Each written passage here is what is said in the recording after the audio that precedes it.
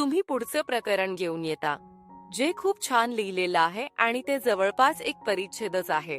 Stealing from your on pocket म्हणजेच तुम्ही जितके उच्चतम होऊ शकता त्यापासून स्वतःलाच दूर ठेवणे.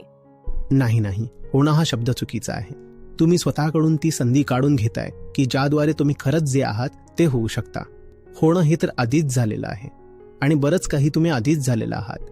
मी पुरुष झालोय, मी विद्वान झालोय, मी वडील झालोय, मी व्यावसायिक झालोय, मी धार्मिक उन्मादी झालोय, मी बुद्धिवादी झालोय, माझी मतं ठरलेली आहेत, मी श्रीमंतही झालोय. हे सगळं होणं आधीच घडलं आहे. पण या सगळ्या होण्यात मला आठवतं का की मी खरं तर कोण आहे? आणि हे सगळं होणं वेळेनुसार घडलं ना, नाही का? तुम्ही कायमच केवळ मित्र नसता, शत्रू नसता, वडील किंवा आई नसता, किंवा असंच काहीतरी, किंवा ठाम मताचे वगैरे. तुम्ही कायमच तसे नसता. म्हणजेच होणं ही वेळेची खूण आहे.